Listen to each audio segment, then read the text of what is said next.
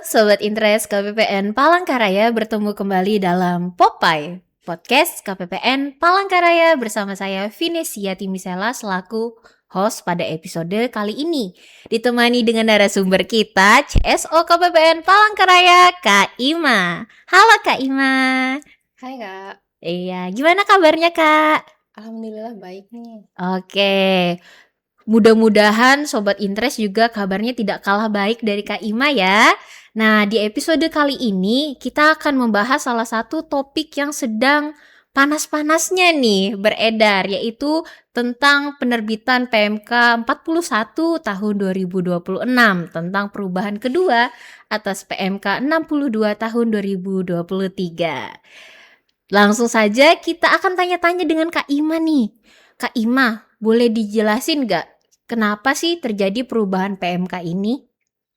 Baik, pada dasarnya perubahan PMK ini itu terjadi karena pelaksanaan APBN itu kan terus berkembang ya, jadi butuh penyempurnaan aturan.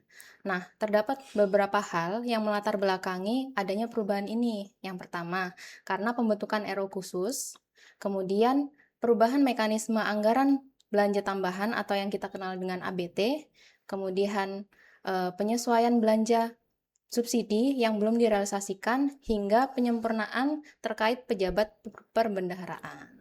Wow, berarti banyak ya yang berubah untuk Iya, substansinya seperti itu, Mbak. betul. Nah, mungkin kita juga dapat info nih, kalau misalnya beberapa poin yang perubahan itu salah satu yang di-highlight itu adalah terkait dengan perubahan penyelesaian tunggakan.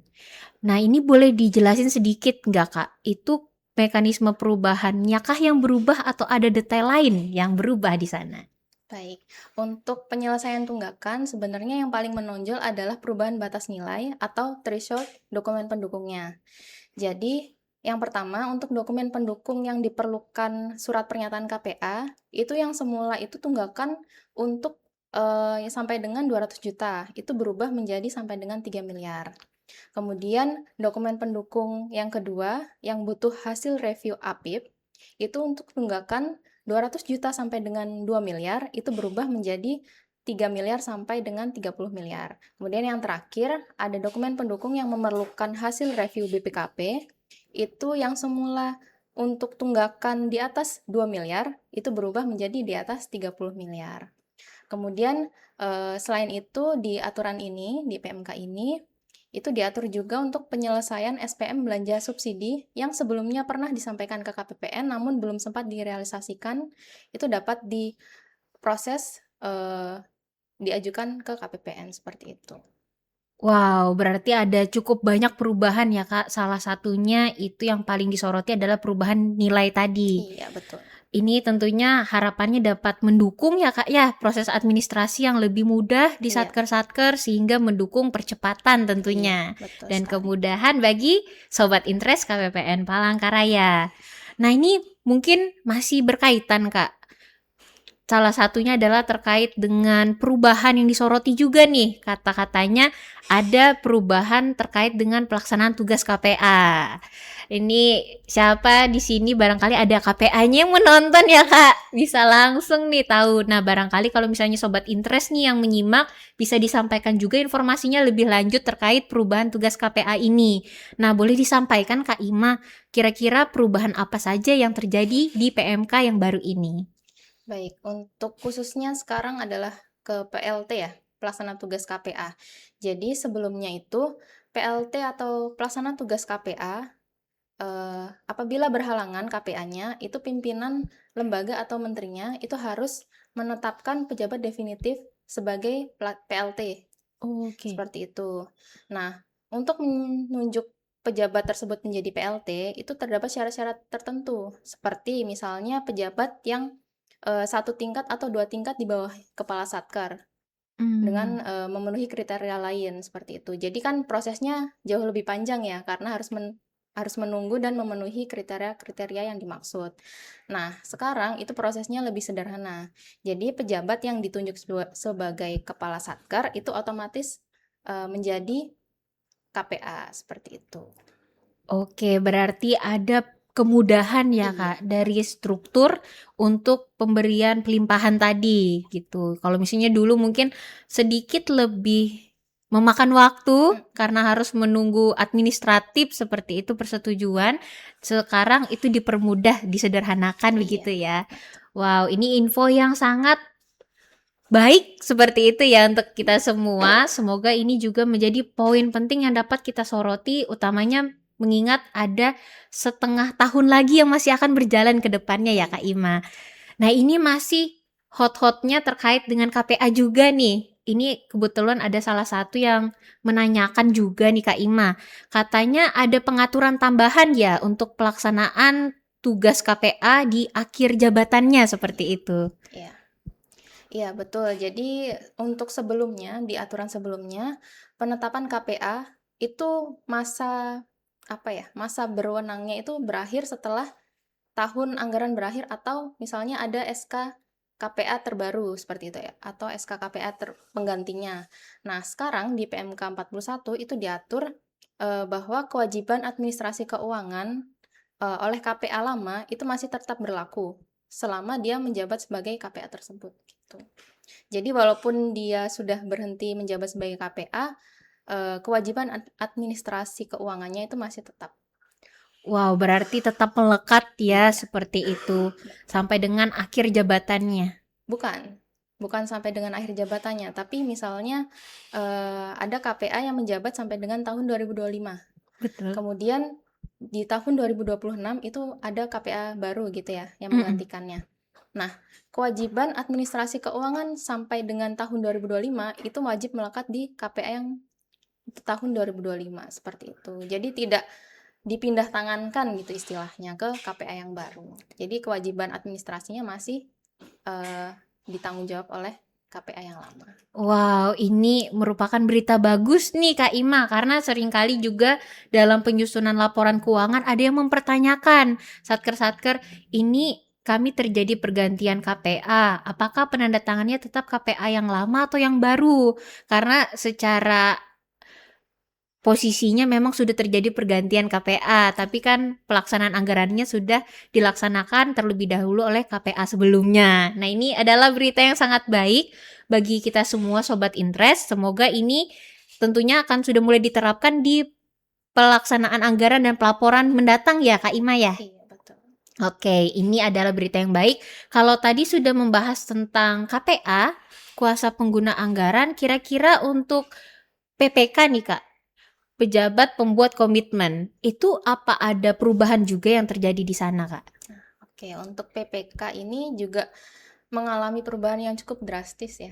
Cukup signifikan karena apa? Karena sebelumnya itu KPA dapat merangkap sebagai PPK.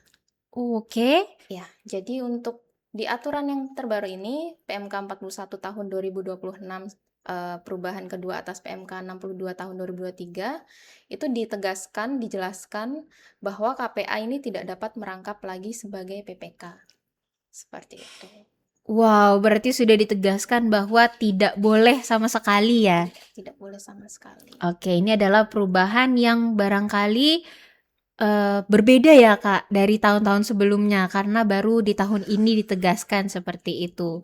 Kalau misalnya PPK tidak boleh rangkap, barangkali apakah di bendahara juga ada perubahan Kak untuk penerapan dalam penganggaran khususnya mungkin hal yang berpengaruh seperti pelaksanaan UP-nya, apakah mungkin ada yang baru nih di PMK yang baru terbit kali ini? Baik, apabila sebelumnya terkait uang persediaan sih lebih tepatnya ya Kak ya. Kalau untuk uang persediaan yang dipegang oleh bendahara, jadi terdapat penambahan jenis belanja yang dapat dipertanggungjawabkan melalui UP atau uang persediaan itu.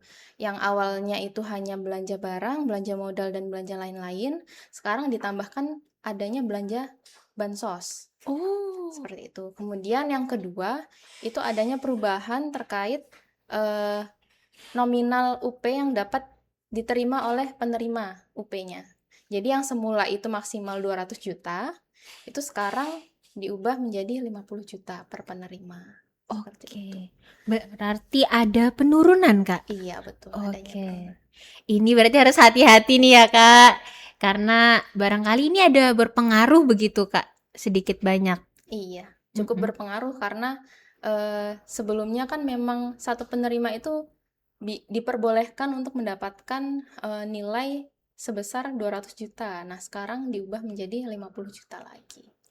Oke, luar biasa. Berarti ini adalah key point-nya begitu ya yang harus di highlight, yang harus disoroti oleh kita semua Sobat Interest KPPN Palangkaraya khususnya, utamanya dalam menyelesaikan pelaksanaan anggaran nih menuju akhir tahun 2026. Iya, betul sekali. Nah, ini barangkali nih terkait dengan hal ini juga, apakah dari Kak Ima ada pesan-pesan yang mau disampaikan nih sebagai penutup dari episode Popeye hari ini? Jadi mungkin perlu digarisbawahi ya terkait perubahan KPA khususnya. KPA, kemudian KPA merangkap PPK, kemudian yang terakhir adalah UP ini ya, besaran UP yang bisa dibayarkan ke setiap penerima, seperti itu. Nah, mungkin saya mau menambahkan sedikit tentang perangkapan jabatan PPK oleh KPA. Boleh Kak Ima, silakan disampaikan sejelas-jelasnya supaya didengarkan oleh seluruh Sobat Interest KPPN Palangkaraya. Jadi di PMK 41 tahun 2026 ini memang mengatur bahwa KPA itu tidak boleh lagi merangkap sebagai PPK. Namun,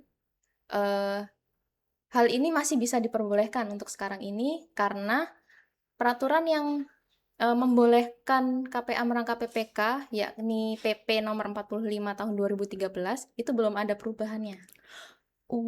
Begitu. Jadi, sebelum adanya perubahan PP 45 tahun 2013 itu, KPA masih boleh merangkap menjadi PPK.